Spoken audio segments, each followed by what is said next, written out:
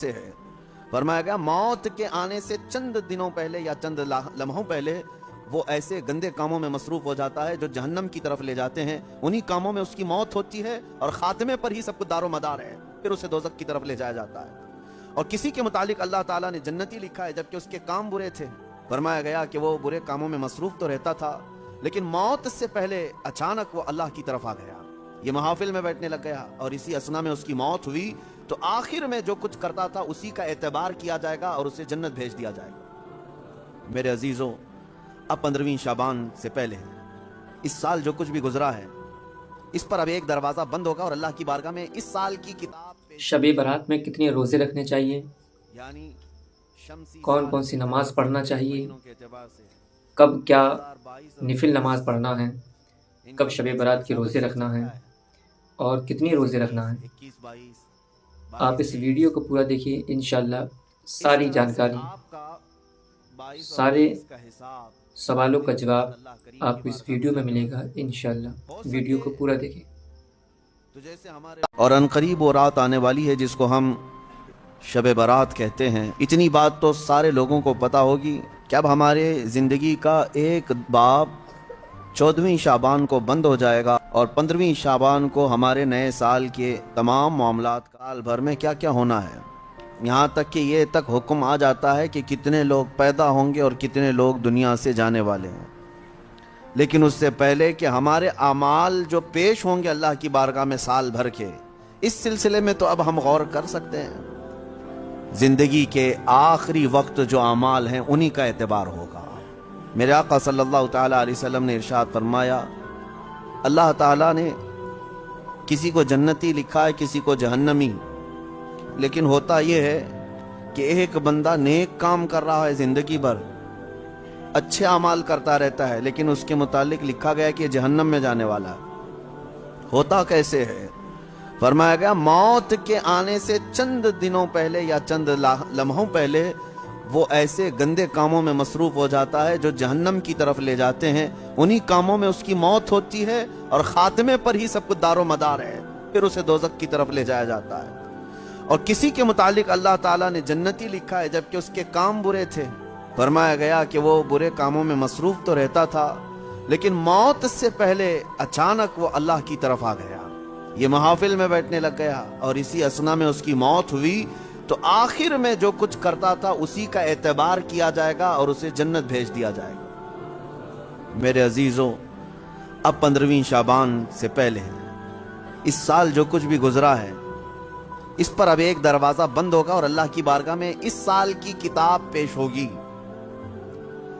यानी शमसी साल के एतबार से, अंग्रेजी महीनों के एतबार से 2022 और 23 इनकम टैक्स का हिसाब ऐसे ही चलता है, 20-21, 21-22, 22-23, इस तरह से आपका 22 और 23 का हिसाब 4 दिन के बाद अल्लाह करीम की बारगाह में जाने वाला है।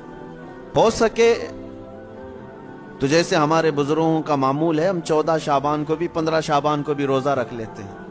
वजह क्या है? बाज़ लोग खामखा हमसे बहस कर रहे हैं, इसकी दलील कहाँ है, उसकी दलील कहाँ है, ये कहाँ से साबित है, वो कहाँ से साबित है। इनको शब बारात के रोज़ों के मुतालिक बड़ी अजीब सी बात है। बात सिर्फ इतनी सी है कि हमारी तमन्ना ये है कि हमारे आमाल जब अल्लाह की बारगाह में जा रहे हों 14 शाबान को, उस वक्त भी हम रोज़े के आलम में हों, और जब हमारा नया साल शुरू हो रहा हो उस वक्त भी हम रोज़े के आलम में हों। क्या ये बेहतर तरीका नहीं है? इसीलिए बुजुर्गों का मामूल रहा कि इस साल जो भी चला, जैसा भी गया, गुजरा तो है, लेकिन आखिर वक्त कुछ ऐसे अमाल कर लो कि अल्लाह की बारगाह में जब ये पेश हों तो तुम्हारे लास्ट इंप्रेशन को देखा जाए, तुम्हारे आखिरी अमाल को देखा जाए कि आखिर में ये क्या करता था। तो अल्लाह ने कुरान में फरमाया है, दौड़ो अल्लाह की तरफ, फफिर्रू इलल्लाह, अल्लाह की तरफ दौड़े दौड़े आ जाओ। साबिqू इलल खैरात, नेकियों की तरफ दौड़ भाग करो, जितना हो सके भागो। सहाबा कराम रिदवानुल्लाह ताला अलैहिम अजमाइन में इस बात का तो कंपटीशन होता था। वो नेकियों में सबकत ले जाने के लिए एक दूसरे के आगे बढ़ने की कितनी तमन्नाएं करते।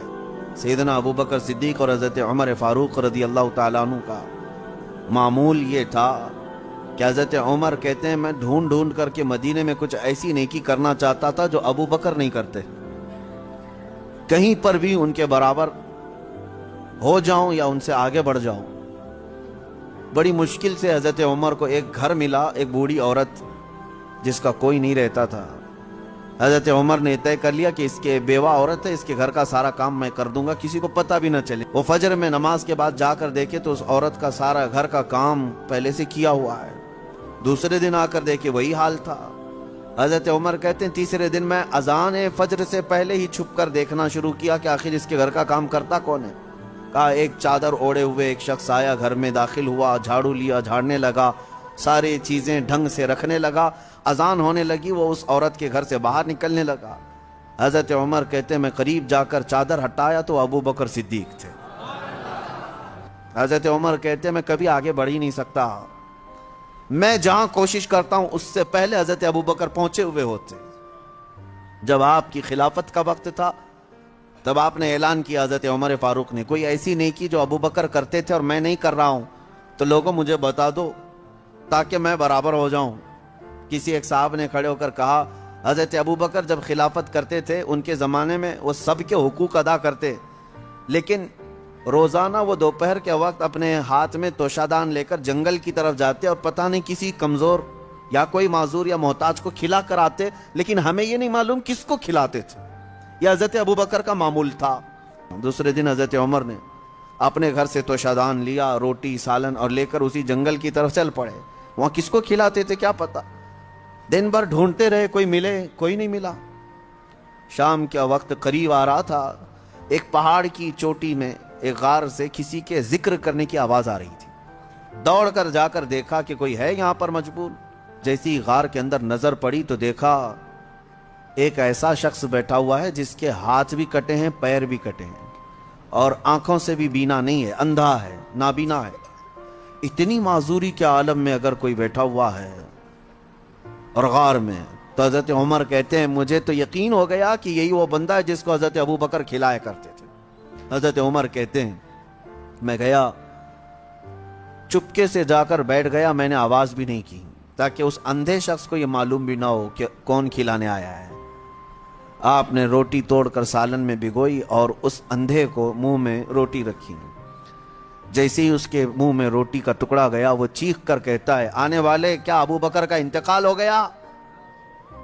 کون آیا ہے آج کھلانے کے لیے؟ حضرت عمر کہتے ہیں تو اندھا ہے، نابینا ہے، تجھے کیسے خبر کہ آنے والا ابو بکر نہیں ہے؟ وہ کہتا ہے اس لیے کہ ابو بکر کو پتا تھا میرے منہ میں دانت نہیں ہے، وہ اپنے منہ سے چبا کر میرے منہ میں روٹی ڈالتے تھے۔ آج تو نے پوری روٹی اٹھا کر ڈالی تو مجھے سمجھ میں آ گیا کہ آنے والا ابو بکر نہیں ہے، کوئی اور آیا ہے۔ حضرت عمر کی آنکھوں سے آنسو آئے، باہر نکل کر کہتے ہیں قسم رب ذوالجلال کی ہے ابو بکر آپ سے ایک قدم بھی میں آگے نہیں بڑھ سکتا۔ عزیزان گرامی وقار، مجھے یاد ہے بچپن میں جب چھوٹے تھے تو رمضان میں روزانہ اسکول کی جانے کے بعد یہی چیزیں ہوتی تھی، تیرے کتنے روزے ہوئے، تیرے کتنے روزے ہوئے، ہر ایک کے روزے ہی ایک دوسرے کو پوچھتے رہتے۔ لیکن آپ ہو سکتا ہے آپ کے ساتھ بھی ایسا ہوتا رہا ہوگا، سارے دوست جیسے 10 رمضان آ گئے، 15 رمضان آ گئے، ہر ایک کو پوچھتے رہتے ہیں کتنے ہوئے کتنے ہوئے، کسی کے 7 ہوئے، کسی کے 10 ہوئے، کسی کے 12 ہوئے، اور کوئی کہتا ہے پورے ہوئے ہیں، اب تک کے پورے ہوئے ہیں۔ ہم بھی اس وقت سنتے تھے، ایک دوسرے سے بات کرتے تھے، لیکن اس وقت ایک دوڑ رہتی اور گھر میں آ کر جھگڑا بھی کرتے، فلاں کے تو 10 ہو گئے، مجھے سحری میں ضرور اٹھانا، نہیں تو میں اس کے پیچھے پڑ جاؤں گا، میں اس کا پیچھے ہو جاؤں گا۔ تو یہ دوڑ کہاں سے آئی؟ یا آپسی ماحول سے ہی آئی۔ یہی انوائرمنٹ ہم چاہتے ہیں کہ نیکیوں میں سبقت لے جانے کا انوائرمنٹ ہو جائے، ماحول ایسا ہو، دوڑ لگے، صرف رمضان میں نہیں، تلاوت قرآن میں بھی۔ صحابہ کے درمیان یہی ماحول تھا۔ حدیث پاک میں ملتا ہے صحابہ کرام مسجد نبوی میں جمعہ کی نماز کے لیے جو آتے، پہلی صف کا ثواب ہے نا، حضور پاک صلی اللہ تعالیٰ علیہ وسلم نے صرف ایک بار یہ ارشاد فرمایا کہ اگر میں تمہیں بتا دوں کہ پہلی صف میں نماز پڑھنے کا ثواب کیا ہے تو اس پہلی صف میں آنے کے لیے تم سب آپس میں تلوار بازیاں کرنے لگ جاؤ گے، جنگ ہو جائے گی تمہارے درمیان۔ تو حضور پاک صلی اللہ علیہ وسلم نے اتنا فرمایا تھا، لیکن تلواریں تو نہیں نکلتی تھی صحابہ کی۔ لیکن جمعہ کی نماز کے لیے جو صحابہ مسجد نبوی میں آتے تھے، جانتے ہیں وہ کب آتے؟ فجر کی نماز میں آ جاتے تھے۔ جو فجر کی نماز میں حاضر ہوا اسے جمعہ کی نماز پہلی صف میں ملی۔ تو یہ دوڑ تھی۔ میں اکثر ان بزرگوں کی تاریخ پڑھتا بھی ہوں اور ان کی کتابیں مجھے بڑی پسند بھی ہیں، یا ان کی صحبت مجھے بہت اچھی لگتی ہے، جو کثرت سے میرے آقا صلی اللہ تعالیٰ علیہ وسلم کے کمالات کا ذکر کرتے ہیں۔ دل لگتا ہے ان بزرگوں کے پاس۔ اس کی وجہ یہی ہے کہ ان کو ہم جتنا پڑھتے ہیں ہمارے اندر سے اتنا ہی عشق رسول بڑھتا چلا جاتا ہے۔ ہو سکتا ہے پہلے ایسی تمنائیں نہیں تھی، لیکن بزرگوں کو پڑھنے کے بعد کچھ اور ہی تمنائیں ہونے لگتی ہیں۔ ظاہر سی بات ہے، پیر مہر علی شاہ رحمۃ اللہ تعالیٰ علیہ، اعلیٰ حضرت امام اہل سنت فاضل بریلوی، یہ مدینے گئے تھے حضور پاک صلی اللہ تعالیٰ علیہ وسلم کی بارگاہ میں۔